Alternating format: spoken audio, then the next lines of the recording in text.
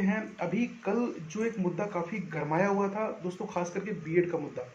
BEd के मुद्दे को लेकर के जो जैसे आपको नचा रहा है, आप अगर बीएड अभ्यर्थी हैं तो आप उसी तरीके से उसी के इशारों पर नाच रहे हैं।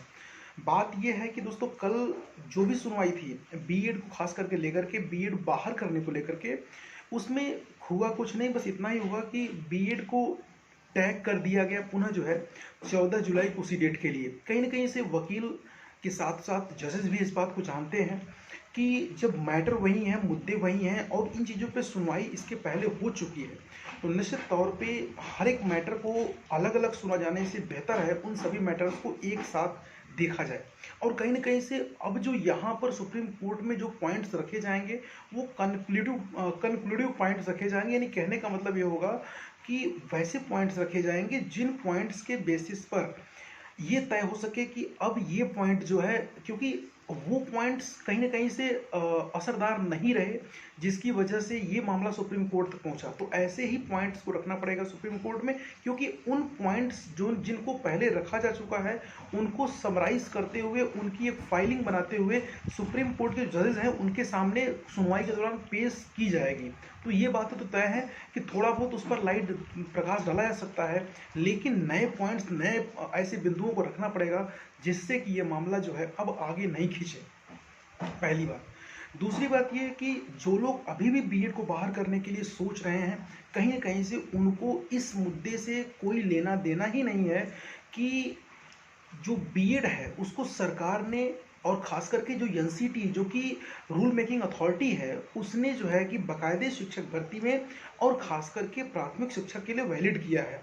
और जो भी दोस्तों संशोधन होते हैं उन संशोधनों को ये लोग बहुत लक्ष्य संशोधन कह रहे हैं। तो कहने का सीधा सा मतलब ये होता है कि ये पूरी तरीके से अपने मन की बात कर रहे हैं, जो कि संभव नहीं होता है कोर्ट के सामने। और फाइनली जो है विलंबित करने की प्रक्रिया में थोड़ा अपना सहयोग जरूर दे रहे हैं। अब दोस्तों बात कर लेते हैं कि यहाँ से बीएड बाहर होगा कि नहीं होगा, तो कतई बाहर नहीं होगा, इस बात पे आप एकदम पूरी तरीके से पुष्टि कर लीजिए। दूसरी बात करते हैं खासकर शिक्षा मित्रों को लेकर के। शिक्षा मित्रों की वजह से ही आज शिक्षक भर्ती, चाहे 68,500 हो, चाहे टीटी 2070 हो, चाहे टीटी 2018 हो, चाहे 2019 हो, इन लोगों की वजह से ही जो भी चीज़ें विलंबित होती हैं, और अब उनका साथ देने के लिए, चूँकि वो जब इस तरीके से चीज़ों को दिखा रहे हैं और उन्हीं के नक्शे कदम पर चलते हुए अब ऐसे बहुत से ग्रुप हैं जो कि गैर शिक्षा मित्र हैं, वो भी उसी नक्शे कदम पर चलने लगे हैं। क्योंकि कहीं न कहीं से शिक्षा मित्र बनने की प्रक्रिया में नेतागिरी जो है खुलकर सामने आई। नेतागिरी कहने का सीधा सा मतलब एक ही है, चंदा चोरी और चंदे की आड़ में अपने बैंक बैलेंस को मजबूत करना। जी हाँ, आपको पता ही होगा कि रिजवान अंसारी जो कि शिक्षा मित्रों के नेता हैं, उन्होंने किस प्रकार से चंदा उगाही की और अपने जो है अपने आप को मजबूत किया। और आप ये खुद से सोचिए कि कोई भी एक व्यक्ति जो है, जो विधानसभा चुनाव लड़ने के लिए टिकट ले लेता है बसपा से, वो ऐसे ही क्या उनको उनका मुंह देख कर दे देगी? कोई भी चुनाव बसपा सुप्रीमो मायावती हैं वैसे तो दे देंगे नहीं। इसका मतलब सीधा सा ये हुआ, कहीं न कहीं से बहुत बड़े स्तर पर जो है धन उगाही की गई है शिक्षा मित्रों के द्वारा। और अब शिक्षा मित्र भी इस बात को मानने लगे हैं कि उनके साथ जो है छल किया गया है उनके नेता रिजवान अंसारी के द्वारा। तो ऐसे में शिक्षा मित्रों का एक बहुत बड़ा गुटका जो है, जो कि अभी तक शिक्षा मित्रों के साथ था, वो अब निकल करके आ चुका है 60-65 सपोर्टर यानी सरकार के साथ। तो कहने का सीधा सा मतलब यही है कि उन्होंने आईए फाइल कर रखी है सुप्रीम कोर्ट में कि वो चाहते हैं कि अब 60-65 पे भर्ती पूरी हो। तो ऐसे में ये बात पूरी तरीके से तय है कि अब शिक्षा मित्रों के मन की भी नहीं चलने वाली है। शिक्षा मित्र अपने ही गुट से जब वो हार चुके हैं तो वो दूसरे गुटों से और खासकर सरकार से कैसे जीत पाएंगे, ये अपने आप में काफ़ी महत्वपूर्ण बिंदु होता है। बात करते हैं कि सुप्रीम कोर्ट में जितना बड़ा वकील उतनी जल्दी जीत। जी हाँ, ऐसा होता है, कई बार होता है कि जब बड़े लेवल के वकील जो है किसी मुद्दे की पैरवी करते हैं तो उसमें ये बात अपने आप में प्रमुख होती है कि वो जिस मुद्दे की पैरवी कर रहे हैं वो मुद्दा अपने आप में जरूर जो है सही होगा। ऐसे में जो जजेस होते हैं वो प्रभावित होते हैं उन मुद्दों से। लेकिन यहाँ पर दोस्तों बीएड ने भी अपने कमर को कस लिया है, सरकार ने तो सॉलिसिटर जनरल को भी भेजा जो है, तुषार मेहता जी को बार बार जो भी सुनवाइयाँ दिखाई दे रही हैं उसमें भेज रहे हैं वो। ऐसे में निश्चित तौर पे अगर बीएड लीगल टीम जो कि बढ़िया वकील करने के लिए सोच रही है, जिसमें कि हरीश साल्वे का नाम सामने निकल करके आया था, उसके लिए वो बार आपसे आग्रह कर रहे हैं कि आप उनका सहयोग करें। तो निश्चित तौर पे 40-45 के लिए अगर उनकी टीम खड़ी है शिक्षा मित्रों की, जो कि अपने आप में कहीं न कहीं से कम योग्यता का समर्थन करते हैं, आप तो बहुत बड़े योग्यता का समर्थन कर रहे हैं और कहीं न कहीं से आप आने वाले समय में जो है देश की नींव मजबूत हो और अच्छे शिक्षक स्कूलों में जाएँ, उसका समर्थन करने के लिए, खासकर खुद की नौकरी के लिए आप जो है इस मुहिम में आगे आ रहे हैं। तो जो भी आपसे सहयोग बन पड़ता है बीएड लीगल टीम को ज़रूर सहयोग करें।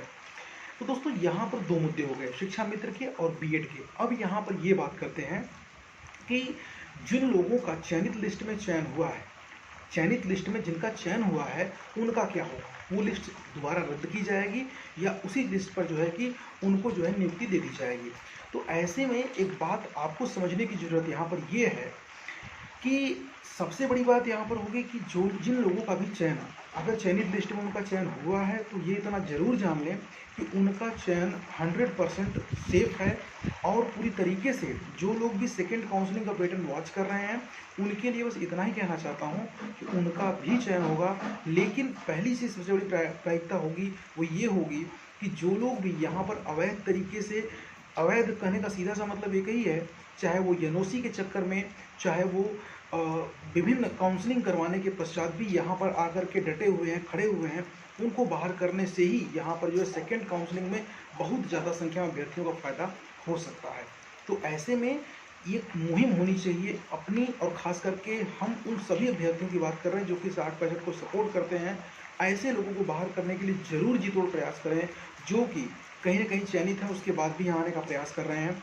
तो ऐसे में तो दोस्तों इनकी संख्या को, जैसा कि सरकार भी चाहती है कि वो यहाँ पे ना आ पाएँ, एक मोटा-मोटा अनुमान अगर लगाएँ, अगर 10 से 15 या 20,000 भी मानते हैं, जबकि संख्या 30,000 भी हो सकती है। तो ऐसे में आप ज़रूर जान लीजिए कि ये लोग यहाँ से अगर जाते हैं तो निश्चित तौर पे इसका एक बहुत बड़ा फ़ायदा जो है, खास करके सेकंड काउंसलिंग के दौरान 2 से 3 गुणांक घटने के दौरान आपको दिखाई देगा। 2 से 3 गुणांक घटते हुए आपको नज़र आएँगे और इस घटते हुए गुणांक के क्रम में उन लोगों का चयन यहाँ पर सुनिश्चित होगा, जिन लोगों को अपना चयन ओबीसी में 66.7 पर चूँकि कट ऑफ गई हुई दिखाई दे रही है। तो ऐसे में जो भी ओबीसी के बंदे 65 के आसपास तक रहेंगे, उनका चयन सुनिश्चित होता हुआ दिखेगा। जनरल का जो भी उम्मीदवार 66 के आसपास तक रहेगा, उनका भी चयन, चूँकि 67 जनरल का गुणांक गया हुआ दिखाई दे रहा था। तो ऐसे में ये जो चीज़ें मैं आपको बता रहा हूँ, ज़रूर जो है यहाँ पर हज़ारों की संख्या में अभ्यर्थी निकल कर के बाहर जाएंगे और उनका चयन जो है यहाँ से सुनिश्चित होगा। उम्मीद दोस्तों करता हूँ कि पूरा वीडियो जो है आप इसको दिल से देखने के पश्चात शेयर भी जरूर करेंगे, क्योंकि दोस्तों ये वीडियो सेशन आपके लिए मैंने स्पेशली जो है स्पेशल तरीके से इसको बनाने का प्रयास किया, काफ़ी कुछ चीज़ों को ट्राई किया है और सोचा कि ज़रूर जो है आपके बीच में एक बार प्रत्यक्ष जो है आपसे मुलाकात करूँ, देखूँ आपको।